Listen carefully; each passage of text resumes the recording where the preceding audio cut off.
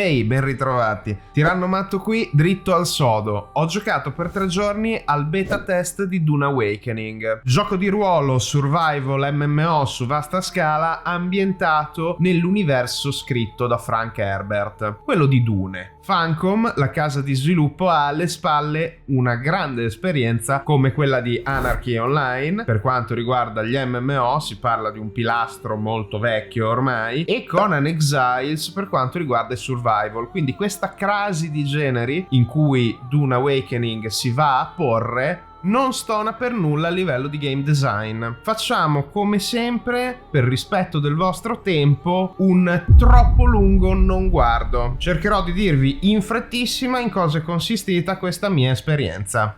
Nessun abbonamento richiesto. Ci saranno tanti contenuti gratuiti ed aggiornamenti, ma basterà comprare il gioco una volta sola. La beta ormai è conclusa ed essa era priva di tantissime aree e meccaniche. Proprio eravamo limitati a 2 sole zone. È stato interessante, ma ci sono stati anche tanti piccoli problemi, per lo più a livello di performance, sia dei server sia del motore grafico stesso. Ho anche da ridire molto sul sistema di combattimento, che sembra fin troppo target lock, meccanico e statico, non dinamico come magari i trailer di gameplay e cinematici avevano promesso. Sono invece soddisfatto, veramente tanto, di come abbiano messo l'accento sulla lore e l'universo scritto da Herbert nei massimi dettagli. Non mi aspettavo da un MMO questo lato più roleplay e immersivo, che in realtà è parte integrante dell'esperienza PvE single player, perché attenzione, per quanto il gioco sia effettivamente un MMO, tutte le componenti multigiocatore sono facoltative. Per quanto difficoltoso, sono riuscito a sopravvivere 3 giorni da solo su Arrakis. Nonostante al momento tutte le informazioni sull'endgame prevedano il confronto fra Harkonnen ed Atreides, 2 fazioni politiche nel Landsraad, nel Senato dell'Impero, gli sviluppatori hanno annunciato una terza fazione per gli outsider che vogliono giocare da soli. Va notato che la difficoltà crescente in endgame potrebbe scoraggiare l'approccio single player da lupo solitario, perché dovremmo investire veramente tanto tempo. L'unione fa la forza e fare parte di una gilda sarà fondamentale per godersi al 100% l'esperienza di Dune Awakening. Concludo così il TLNG, spero di aver rispettato il vostro tempo e avervi dato tutte le informazioni possibili in modo conciso. Se volete potete lasciarmi sempre un like, un commento, condividere il video. Adesso però entriamo più nel dettaglio della mia esperienza di 3 giorni da solo su Arrakis.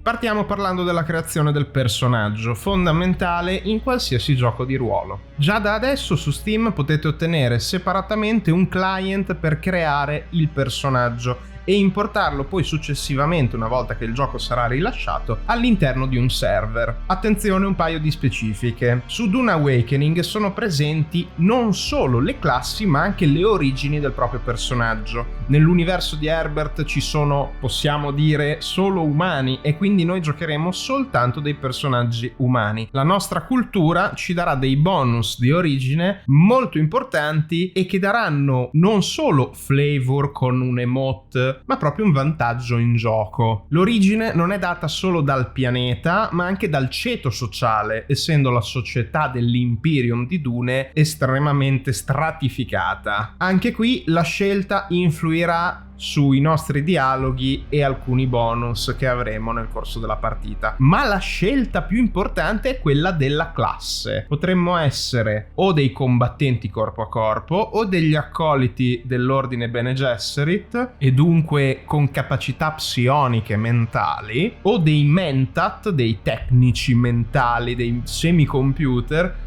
o dei soldati specializzati da un addestramento a distanza. Ogni classe avrà delle abilità e degli alberi di talenti unici, il che rende questa scelta veramente importante ed irreversibile. Come potete vedere, io ho scelto il mentat anche perché il mio personaggio assomiglia abbastanza ad Albert Einstein, quindi va bene così. Non vi faccio ulteriori spoiler sulle motivazioni della reverenda madre e del perché finiamo come prigionieri su Dune. Posso soltanto affermare che la storia è una versione alternata di quella canonica e non riguarda minimamente né i libri nei film. È tutto orchestrato affinché siano i giocatori i protagonisti. Ciò viene mostrato da subito nel segmento tutorial introduttivo, in cui non solo impareremo le meccaniche di gioco, dal movimento alle interazioni, con le basi di combattimento e quelle di sopravvivenza, ma anche incontreremo questo personaggio che ci introdurrà un pochino ad Arrakis. Quando saremo liberi di vagare saremo catapultati nell'area iniziale PvE, in cui non potremo subire danno da nessun giocatore e non potremo fare danno a nessun giocatore. È la classica situazione iniziale di un survival, in cui siamo in un punto di spawn e dobbiamo iniziare a capire quali risorse raccogliere, dove e in che ordine. Voglio specificare una cosa molto carina che è stata introdotta dagli sviluppatori Funcom. Consiste nel fatto che qualsiasi meccanica di gioco è user friendly, che tra parentesi hanno anche il supporto ultra wide. Voi vedrete tutto il video cropped alla 1440, non in 21 noni ma in 16 noni. Ho scelto queste impostazioni perché ho registrato veramente per tanti giorni di fila e questo ha comportato un impiego non da poco di spazio di archiviazione, quindi ho dovuto downgradare la qualità della registrazione, vi chiedo venia. È un gioco estremamente ben fatto a livello grafico, ma per nulla ottimizzato. La performance non arriva ai 120 fps con DLSS e frame gen sul mio PC pensato per 120, e non solo, anche i server hanno molti problemi. Se aggiungiamo a questi difetti tecnici, che da un lato vanno anche a sovrastare la bellezza artistica, la cura al dettaglio, ci sono anche dei problemi di gameplay. L'intelligenza artificiale sembra un po' legnosa e la progressione attraverso le prime aree sembra abbastanza lineare, ma poi arrivano degli scaglioni importanti che, soprattutto come giocatore single player, come vi avevo anche anticipato nel troppo lungo non guardo, diventano un ostacolo impegnativo. Se si decide di giocare questo gioco da soli, è bene considerare anche il tempo da dedicare a un'avventura più lenta, non con la finalità di essere in cima al controllo del server, delle risorse, server tra l'altro che sono da 40 giocatori, ma più improntata a un'avventura immersiva. E qui vorrei aprire una piccola parentesi sulla qualità audio, perché è un pregio e qualcosa di più. Ascoltate.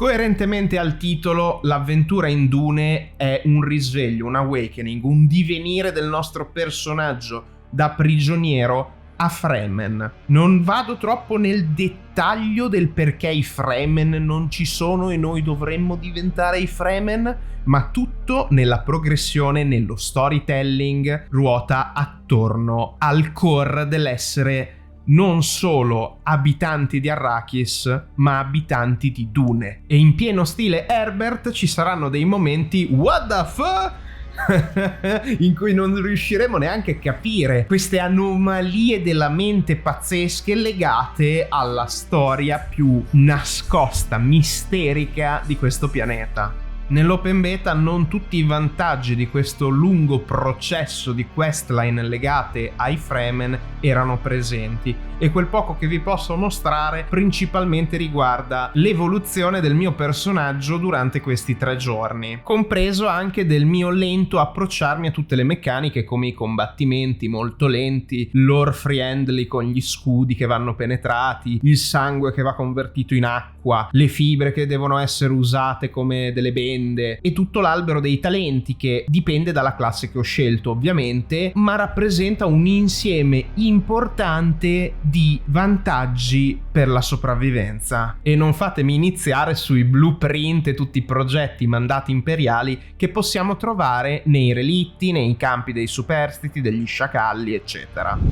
L'anima di Dune Awakening, oltre il divenire, è sicuramente insita nella bellezza del sopravvivere, che vuol dire costruirsi, come in ogni survival, la propria casetta. We hope you enjoyed this brief construction montage. Consigliabile anche non affezionarsi troppo al primo blocco costruito così a caso, dato che a volte le intemperie potrebbero distruggerlo, e a volte anche dover decidere di ripartire da capo, spostando la base in una nuova area, scegliendo quindi con attenzione il punto in cui rifare tutto da capo, ampliare o fare meglio. Hanno promesso che ci saranno dei blueprint per salvare i modelli architettonici definitivi di una base, quindi a un certo punto del gioco in futuro, dopo la release, potremo semplicemente salvare quello che abbiamo fatto, smantellarlo e piazzarlo da un'altra parte, che è un'innovazione assoluta.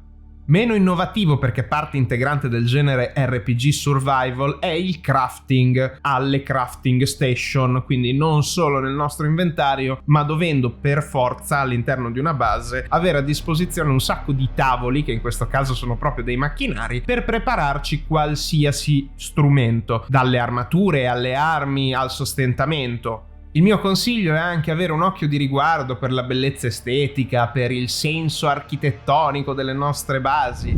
Io non ho sperimentato tantissimo, anche perché non sono mai stato molto avvezzo e capace, per quanto mi interessi in questi giochi, ad occuparmi di questo. Quando avevo un gruppo di amici, io ero l'esploratore, il combattente, il diplomatico, mai il costruttore, il farmer, il crafter. In questo caso mi sono un po' reinventato tutto, perché ero da solo, perché volevo vivermi un pochino questa beta test con armonia, con calma, con i miei tempi, registrando, cercando di capire, di analizzare, per potervene parlare qui sul canale. Sono rimasto molto colpito dal titolo. Non mi aspettavo di certo un flop da parte di Funcom. Ho giocato per tantissimo tempo Conan Exiles. Non credevo nemmeno che si sarebbe trattato di un Conan Exiles sci fiction nell'universo di Dune. Non sono stato deluso. Ci sono tante meccaniche, perlomeno quelle che ho provato, che sono solo una frazione, badate,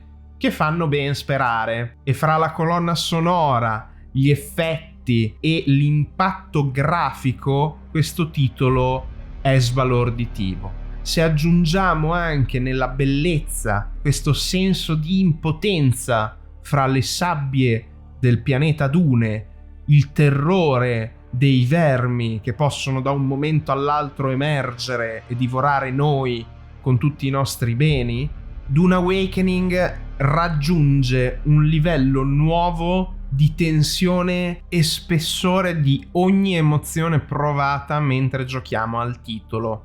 Un'immersione unica. Certo, ci potrebbero essere dei problemi legati alla natura più MMO del titolo, ma credo sia molto presto per tirare queste somme.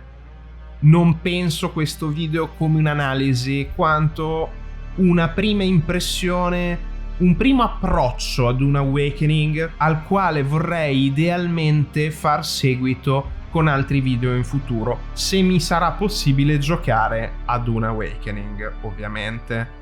Fatemi sapere cosa ne pensate, se vi ha suscitato anche il minimo interesse, se avete delle critiche, se avete provato la beta. Qualsiasi cosa, come al solito, un like, una condivisione, un commento mi darebbero una mano enorme. Grazie per aver cliccato sul teschietto del tiranno anche oggi. Non posso che salutarvi. Tiranno matto out anche oggi. Questo è quanto. Alla prossima!